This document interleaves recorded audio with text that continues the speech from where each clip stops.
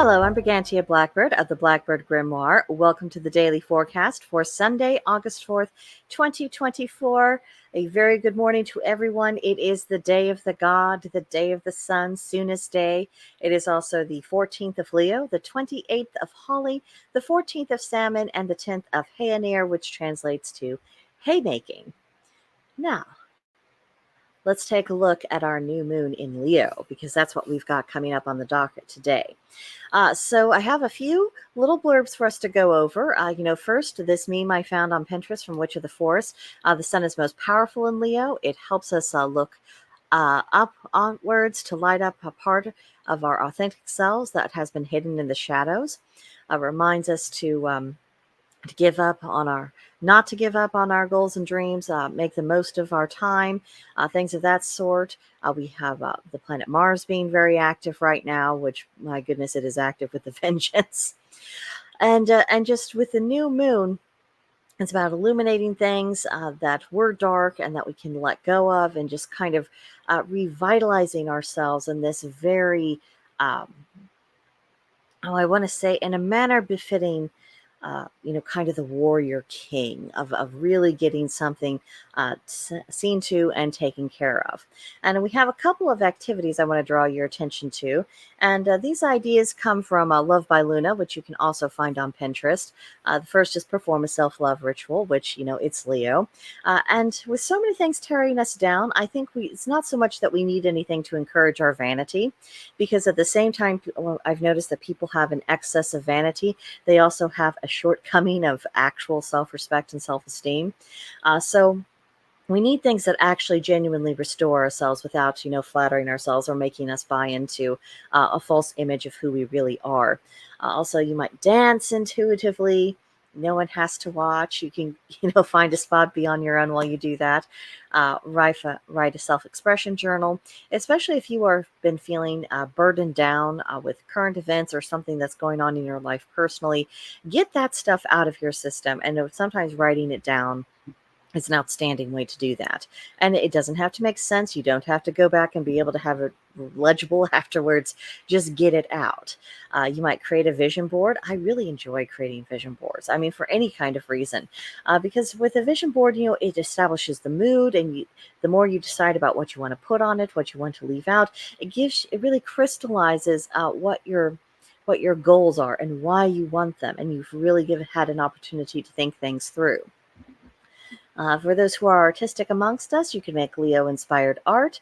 And of course, this is also a good opportunity to do a bonfire ritual, assuming that you aren't melting in the heat, which so many places are right now.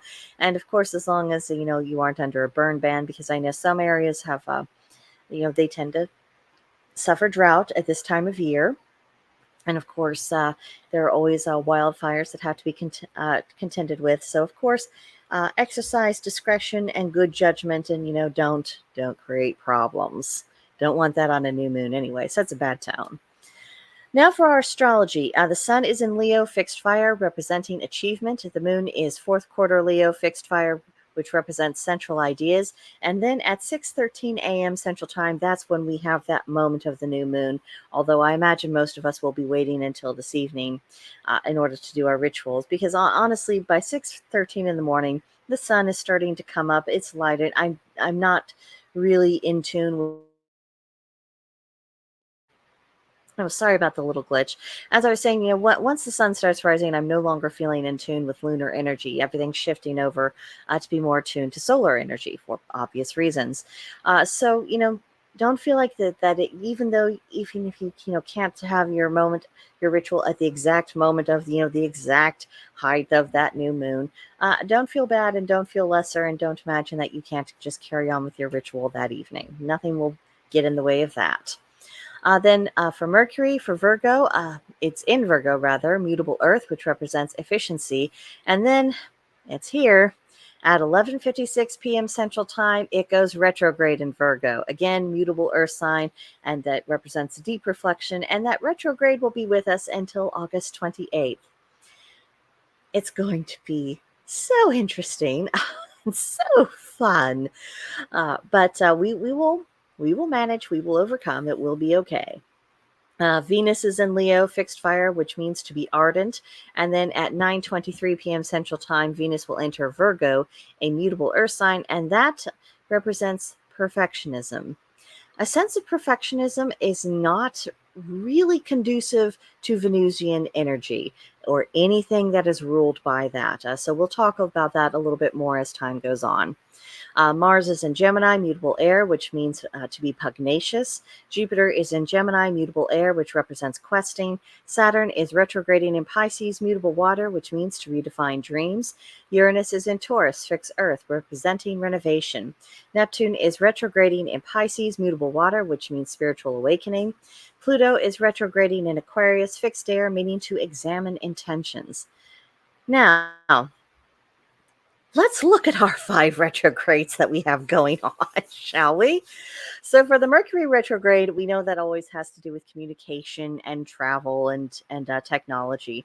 But what I would like to focus on, especially given just the general state of things and how disconnected people are from each other right now, is to use this as an opportunity to reevaluate communication patterns. Just kind of rethink things, ask ourselves, was that really the best way to say that to that particular person if I wanted to get my point across, or was I just, unleashing my own personal bile? It is important for us to kind of, I don't want to say put ourselves in check exactly, because that isn't quite the right expression, but it is important for us to be real with ourselves about, what we're actually doing. But moving on, Saturn retrograde, reclaim your authority. Neptune retrograde, reclaim faith, joy, magic, and imagination. Pluto retrograde, reclaim your ability to regenerate. And Chiron retrograde, restore the heroic spirit. Now, for that new moon, plant seeds of intention, of what you want to accomplish within that next lunar cycle. And for the Leo moon, do lead, do perform, do celebrate. Don't get trapped in dull environments. Don't spend time with unappreciative people if you can avoid it. And don't get bogged down in detail work. So, again, this isn't the time to be handling paperwork if you can avoid it. So, Day of the Sun, word to the wise, do your new moon ritual before the Mercury retrograde kicks in just before midnight. At least that's when it's kicking in my time zone. The energy of the sun in Leo can add fuel to your ritual, and that can help propel your intentions forward. And the Leo moon thrives in a creative environment. So if your muse just hasn't been speaking to you lately, this might be the time to track that muse down and make it get to work. But again, I don't think it's a very good idea to have to do a new moon ritual, once that Mercury retrograde sets in, unless you are dealing with issues that have to do with sorting out your personal past. If that's what you're doing and you're wanting to take care of that, then it would make sense to do it during the Mercury retrograde once that kicks in. But if you're wanting to do things that go forward, take the opportunity before the retrograde starts to do that. For our tarot today, we have the 7 of Cups. Now, the number 7, think illusions and also being able to break through illusions, depending upon how the card really hits you.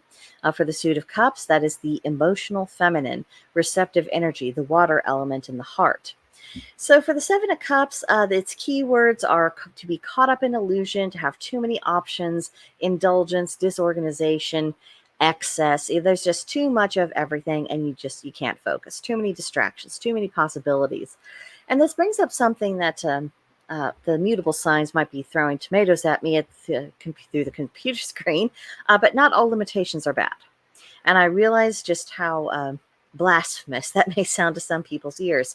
But the reality is that everything that exists has structure. Even the things that exist purely in energetic form, that energy itself does have structure. And it's just a question of, is the structure getting too constrictive and breaking things down? Or is the structure making...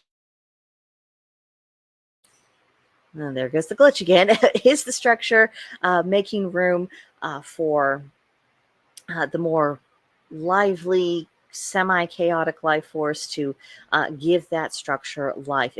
Are things actually in their right balance?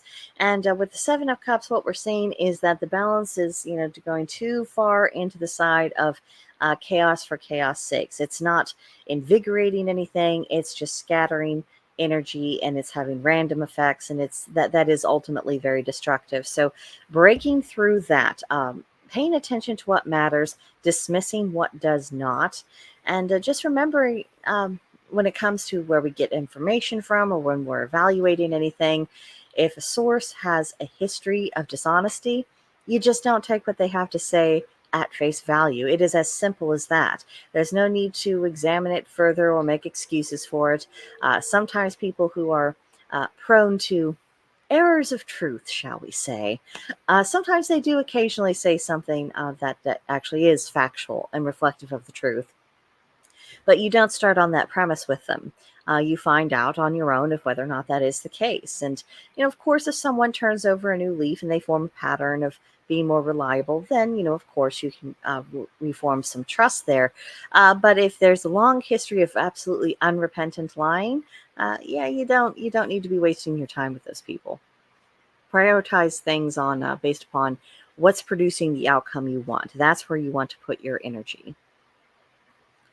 Now, today's Celtic Triad, it reads, 3 improprieties if one at a feast, breaking from every piece of the dish, putting in their mouth more than his companion can respond to, and drinking with his piece in his mouth, and a 4th impropriety, finding fault with the food they eat.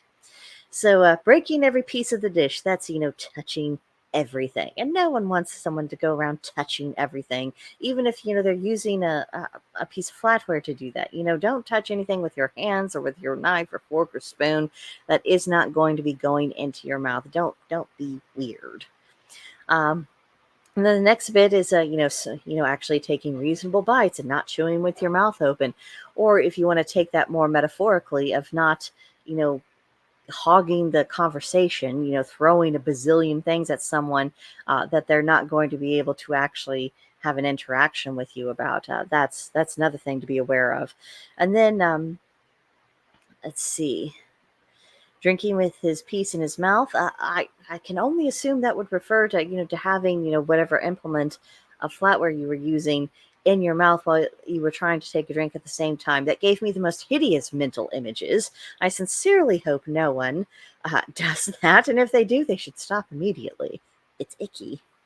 And then the last thing is, don't criticize the cook. Those who criticize the cook are welcome to do their own cooking, as far as I'm concerned. So it's just a few little politeness grace notes for us to bear in mind.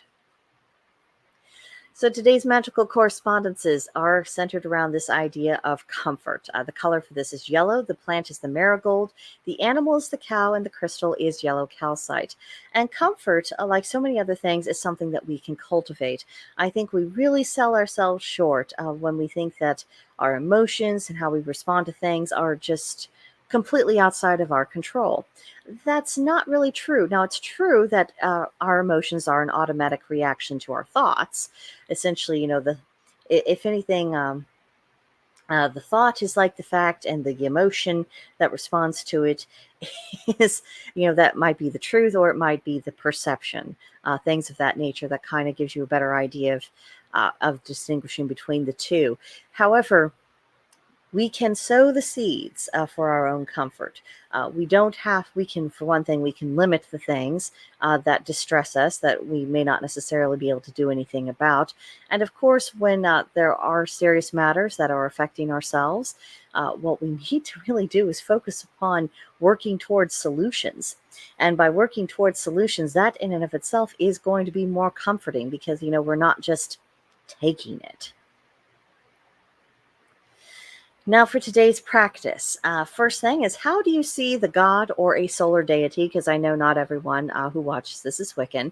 But how do you see the god or solar deity that you connect with at this time of year? How do you visualize them? Just how do you perceive them, interacting with the world? That'd be an interesting thing to contemplate. Look into the Hermetic principle of mentalism, and research the Witch's Pyramid, specifically the foundation of it. You might do an outdoor meditation in the sun, and of course, don't forget your new moon ritual. And last for today, we have journaling. What divine presence do you notice the most on Sundays? This may not necessarily be a solar deity. It's just, who do you feel around? Who is it easier for you to connect with? What do you feel drawn to? Who do you feel drawn to, I should say? Just something to contemplate and see where you go from there. Now that does it. Have a wonderful rest of your Sunday. If you're interested to follow me on other platforms, because I don't know where you're watching from, you can find me at Blackbird's Brew on X. Unfortunately, X doesn't let me schedule and stream videos to that platform anymore. Don't know why. Um, not really wanting to pay for the blue check mark, which would probably allow me to do a lot of the things that I used to do. But my husband and I are in the process of renovating a house, so not really looking to divert a whole lot of money from that project for obvious reasons. But you can still find things that I post and interesting content on X. The Blackbird Grimoire is available on both YouTube and Rumble. And of course, you are very welcome to join the Oak and Elder Witchery. There's a link for that community in the description. It is where we come together to enjoy each other's company, but also to kind of cross-reference each other's educational resources and just provide people with the ability to access more information that they may not have known was out there for them to access. We all kind of have our different sources, and when we share them all together, that really makes it easier, particularly for newer students who might find their way to the witchery, to say, okay, I can start my investigations on this topic here, and oh look, there's several people and they've posted different resources and there's different perspectives being shared, and now I can think about all that. It's something that I think can be pretty helpful, but most of all it really is about just socializing, having an oasis, and being able to just be ourselves without having to edit it and without having to make allowances for people of other faiths who well, we don't have to humor them, and I think we do need a space where we're not having to really humor anyone. So if you would care to join us, there's a link for that in the description, and I hope to see you guys soon. But that will do it for today, and I'll see you guys next time. So bye.